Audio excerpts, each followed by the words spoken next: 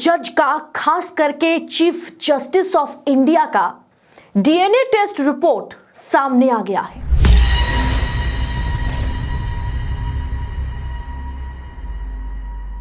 और DNA test report में यह पाया गया कि pre retirement judgments are influenced by the post retirement jobs.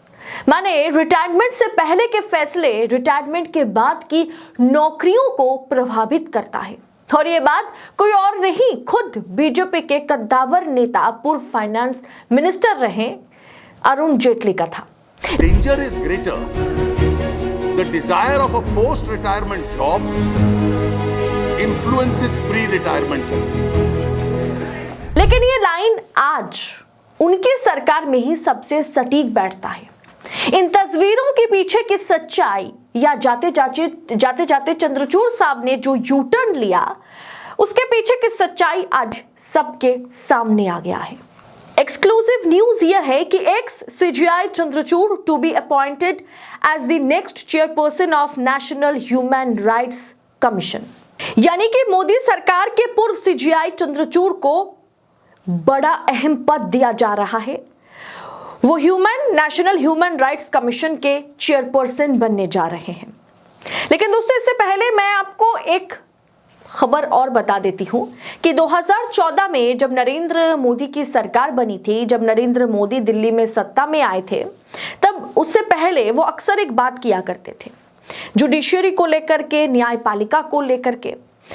Narendra Modi कहते थे, मैं कोट अनकोट आपको बताती हूं कि The judiciary is not as fearless as it used to be 10 years back.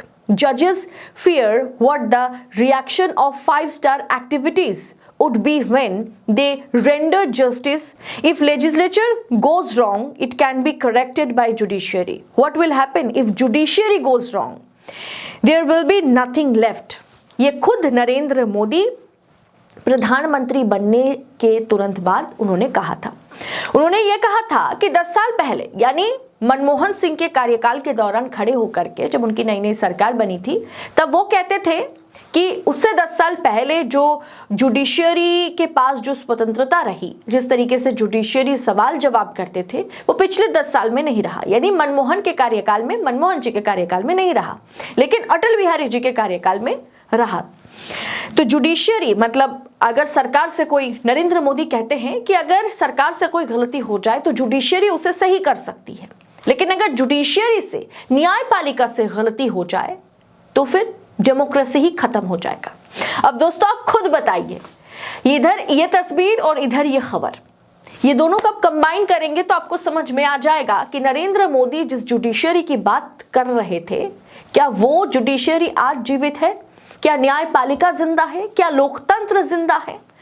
दरअसल दोस्तों, सुप्रीम कोर्ट के पूर्व सीजीआई डी.वाई. चंद्रचूड़ को मोदी सरकार राष्ट्रीय मानवाधिकार आयोग यानी नेशनल ह्यूमन राइट्स कमीशन का अध्यक्ष बनाने जा रही है।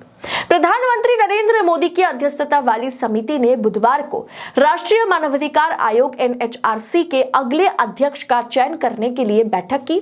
इस महत्वपूर्ण बैठक में गृह मंत्री अमित शाह, लोकसभा के नेता प्रतिपक्ष राहुल गांधी, राज्यसभा में नेता प्रतिपक्ष मल्लिकार्जुन खड़गे भी और मोदी जी भी शामिल थे। हालांकि मीडिया रिपोर्ट ने सूत्रों के हवाले से खबर दी है कि समिति में शामिल विपक्ष के सदस्यों ने अध्यक्ष और एक सदस्य के लिए सरकार की पसंद पर असहमति जताई है। यानी पूर्व सीजीआई डी.वाई. चंद्रचूड़ को ह्यूमन राइट्स कमीशन के अध्यक्ष बनाए जा रहे हैं। इस मुद्दे पर मल्लिकार्जुन खड़गे या फिर राहुल गांधी, दोनों में से किसी एक नेता ने आपत्ति जताई है, जो बैठक हुई बुधवार को। लेकिन उसके बाद भी बीजेपी की सरकार है, बोलबाला उनका है। अब बीजेपी सरकार, मोदी सरकार उन्हें इनाम, यानी चंद्रचूड़ साहब को इनाम देने वाली है। सुप्रीम कोर्ट के पूर्व जज जस्टिस अरुण कुमार मिश्रा के 1 जून को अपना कार्यकाल पूरा करने के बाद से जो एनएचआरसी अध्यक्ष का पद जो है वो खाली है। ये अरुण मिश्रा जो है वो भी नरेंद्र मोदी के बहुत ही करीबी माने जाते थे। वो अक्सर अपने बयानों में, अक्सर चर्चाओं में रहते थे, इसलिए क्योंकि वो हमेशा मोदी जी के पक्ष में, मोदी जी को बहुत बड़े नेता के तौर पर वो देखते थे, मानते थे, और ये बात वो अक्सर कहते थे अपने बयान पर।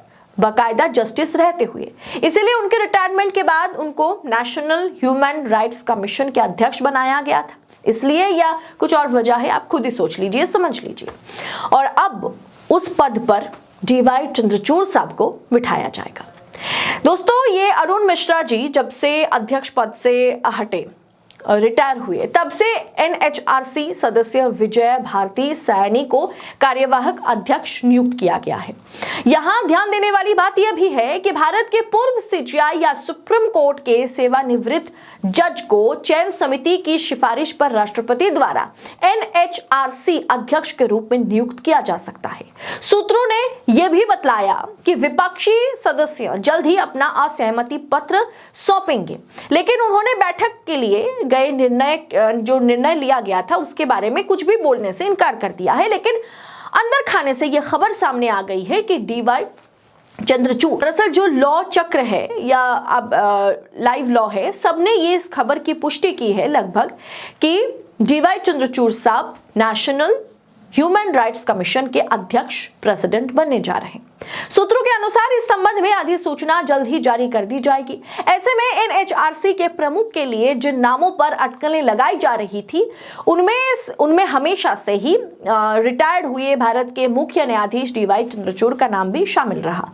चंद्रचूड़ 4 नवंबर को रिटायर हुए। इससे पहले भारत के पूर्व मुख्य न्यायाधीश एचएल दत्तू और केजी बालकृष्णन भी एनएचआरसी के प्रमुख रह चुके हैं। मोदी के कार्यकाल में न्यायमूर्ति एचएल दत्तू जो है वो 29 फरवरी 2016 से और 2020 तक उन्होंने कार्यकाल संभाला। उसके बाद अरुण मिश्रा जी जो कि मोदी जी के बहुत ही नजदीक, बहुत ही करीब और बीजेपी के विचारधारा से प्रेरित एक जज माने जाते थे, उन्हें भी एनएचआरसी का अध्यक्ष बनाया गया था। 1 जून 2021 से 1 जून 2024 तक वो अध्यक्ष रहे। दरअसल दोस्तों, ये कौन सी नई बात है? हाईकोर्ट के जजेस मोदी की तारीफ करें या फिर भाजपाई विचारधारा के निकलते हैं, अगर भाजपाई विचारधारा से रिलेटेड बातें करते हैं, फैसला सुनाते हैं, तो उन्हें हाई कोर्ट से सीधा सुप्रीम कोर्ट ट्रांसफर कर दिया जाता है।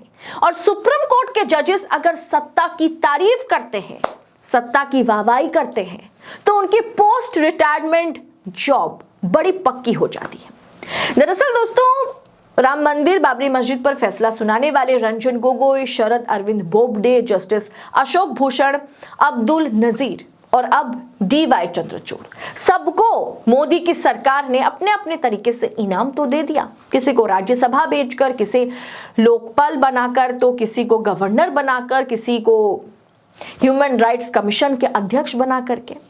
इस पूरे विषय को दोस्तों आप किस अंदाज में देख रहे हैं? क्या आप मानेंगे कि वाकई अरुण जेटली ने जो कहा था कि pre retirement judgments are influenced by the post retirement jobs, ये क्या आज की सरकार में सटीक बैठता है? और नरेंद्र मोदी ने जो कहा था कि सरकार की गलती मिटाने के लिए जुडिशियरी है, लेकिन अगर जुडिशियरी गलत करने लग जाए तो उसे मिटाएगा कौन? दरअसल उसके चलते लोकतंत्र खतरे में आ जाएगा। ये बात कोई और नहीं, खुद नरेंद्र मोदी ने नरेंद्र मोदी किया करते थे।